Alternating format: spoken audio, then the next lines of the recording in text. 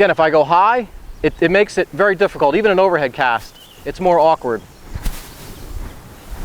So back to this. So I face my target, I start my rod low, left foot forward. I do my lift. Again, my lift is fairly high, but the rod is fairly shallow. And then from here, I'm going to sweep out to the side over the river.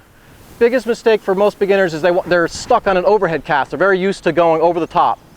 So you got to bring the rod tip out over the river and then up. And if you watch, I'm not bringing the rod very far back. It's a very short stroke. The best way to look at it is, my target in this case is straight down river. That's 12 o'clock. Here's 3 o'clock. 4:30 is where I want to stop my rod. Okay, so I'm going to sweep the rod to 4:30. And the biggest key in cast, probably one of the biggest keys in casting, it is definitely the biggest key, because if you don't do this, the cast won't work. It's acceleration. You have to accelerate the rod tip. If you don't accelerate the rod tip, the line's not going to go anywhere. And just to show you how acceleration works, if I go really fast with the rod and slow down, I'm going to do just an overhead cast. Look at how the line barely, I went really quick, you'd think the line would shoot back, but it didn't go anywhere, because what happened was I bent the rod early in my stroke, and by decelerating, the line catches up to the rod. By the time I stop my rod, there's no bend in it. The line's not going to go anywhere. So when we do our cast, whether it's an overhead cast, a single hand cast, a spey cast, it doesn't matter. You have to commit to your stroke and do it. And for a beginner, they don't have acceleration very often because they're very hesitant. You know, they're thinking about what they're doing. And when you think too much about what you're doing and you hesitate, the cast is going to fail, because if you start your stroke and start to hesitate, the line catches up to the rod, the line's not going to go anywhere. Watch the difference now. I'm going to go very slow and then just accelerate at the end. Look how fast the line's going. I barely move the rod. That's simply from acceleration. And what I'm doing is I'm bending the rod, I'm starting slow, I'm bending. By the time I stop the rod, I got a nice big bend in the rod, because I'm always moving the rod faster and faster. I stop the rod abruptly, and the rod throws the line for me. I'm not working, the rod's working.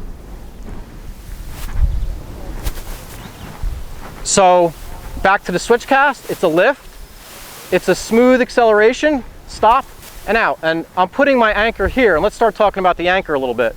As I'm casting here, that's again 12 o'clock. Where I want to put my anchor, I always put my anchor off the side of my body I'm going to cast off of. Right in this case, I'm casting off my right side. So I can look at 12 o'clock, here's 3 o'clock, or 0 degrees, 90 degrees. I'm going to put my anchor basically 90 degrees or a little bit out in front of 90 degrees. Okay, so if I'm going to cast this way, here's 90, I'm going to put my anchor, let's say here, or a little bit out in front, somewhere in 45 degrees to 0 degrees, depending on your stroke and various things, but somewhere in this vicinity my anchor is going to go. So if I decide I'm going to cast off my opposite shoulder, because like right now I got a little bit of an upstream wind, I'm going to actually put my anchor above me and then execute my cast.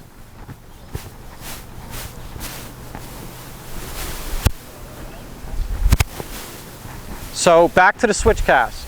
And now what I'm going to talk about, we've talked about acceleration, we talked about where the anchor should be, and you guys understand the anchor is just the very tip of the fly line. Okay, the rest of the line is obviously going to form our D-loop, and now I want to talk about the D-loop. The D-loop is what obviously loads the rod, okay? So we have, let's say, a D-loop. The anchor touches the water, and we have our D-loop, and that's what presses and loads the rod. And again, when I go to my roll cast here, right now I got a big anchor and a very small D-loop. So a roll cast is inefficient, whereas a spey cast is more efficient, because I only got a little bit of fly line in the water and a lot out. That really helps to load the rod. So now I want to talk about, however, lining up the D-loop, okay? And this is super critical too, okay? We have a 180 degree principle. There's 12 o'clock, okay? And I'm going to do that because I'm casting off this side of my body. The cast is taking place here, so you can look at it like this. My target is where the rod tip's pointing. My back cast should be where the rod butt is pointing, okay? And basically that's straight up river towards the guy in the orange shirt, okay? When I do this, the biggest mistake I see is over-rotation, okay? And over-rotation generally comes from the first 10% or so of your cast. And what I mean by that is, again, we go back to the hand control we talked about earlier. As I go to do my back cast, very often what people do is they start to push their bottom hand out. What happens is you're leading with the rod tip. If you look now, see how my D-loop's pointing that way? Classic over-rotation. The rod has traveled around too far and the line is now behind me. It's not going to load the rod. As a righty caster, the line wants to go clockwise. So once the line is on this side of the 180 that we just talked about, again, the 180 is now the guy casting there, the orange shirt guy left, but once the line's on this side, I cannot get it back to the 180. It's physically impossible. The line will not decide to all of a sudden go back this way. It's going this way only. So once it's on this side, your cast is shot. And again, that comes from simply just bringing the rod tip back too far. And very often it's caused in a double hand cast, it's very often caused from pushing that rod butt out. If you see the rod butt's pointing away from you like that, you've over rotated. Because if the rod's pointing away from you like that, the rod tip's pointing at 6 o'clock. If the rod tip's at 6 o'clock, where that's obviously 12 o'clock's our target, 6 o'clock is where we want our D-loop, that means the line's gonna be 7 or 8 o'clock. What you should see at the end of your backstroke is the rod butt cutting across your body. So what I'm gonna do here, what I wanna think about is 12 o'clock, 3 o'clock, the line wants to go to 6 o'clock, or that's where I want the line to go. I'm gonna stop at about 4:30 in relation to my target. So right now, target's downriver. If you look at where I stopped the rod, it's right about there, 4:30, 5 o'clock. And you can see this rod butt's cutting across here. That's over rotation. That's a good cast. So if you look at it, your hand should be about shoulder level on the end of your backstroke, and the rod butt should be cutting across your body. If your hand is out, you can also look at your elbow. I can draw a line off my elbow here, and I'll face you guys so you can see it. And like, see what I just did here? I turned. Well, if my cast was this way, it's the same thing. That would be a good back cast to cast this way. That would be a bad back cast to cast that way. Okay, and if you look at my elbow, the rod butt is outside my elbow. It should be inside my elbow. Okay? So basically what we're doing is we need to line the D-loop up like we're talking about. What I'm teaching you now is how to line the D-loop up horizontally. Okay, so we're lining up again at 6 o'clock to make that forward cast. Okay? Now let's talk about lining the D-loop up vertically, and I've already kind of talked about this.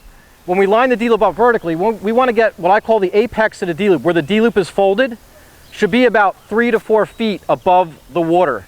If it's much higher than that, okay, you're going to blow your anchor, meaning you're going to slip your anchor on your cast. If the apex of the D-loop is in the water, you're not going to be able to do a cast because the whole bottom of the D-loop is stuck to the water. Okay, and a steep anchor comes from stroking the rod too upwards on your backstroke. You see how the anchor kind of slipped for a second and then the forward cast came down? So what I'm going to get into next is I'm going to talk about how to read your anchor. And reading your anchor, you can distinguish what you're doing with your rod. Okay, so when I sweep back again and I bring that rod up, you can see I'm sending the apex of the D-loop too high, so it's very hard to get my forward stroke to go flat over the water. My anchor slips, my forward stroke goes down. And that's a indication. If you see a slipping anchor and a forward stroke on a downward angle, that's a classic indication that you're stroking the rod tip too high. You're not staying level. Your rod, to line your D-loop up vertically, should remain level. So when I lift my rod, it's high. When I go to do my switch cast, I'm bringing the rod down. And if you notice, I'm keeping the rod level the whole stroke until I finish my back cast. I'm not lifting the rod until I finish. Then I lift the rod. The only thing is I can't separate them. I need to blend right in. So I need to lift, sweep, and then cast. So lift, sweep, stop, up, and out.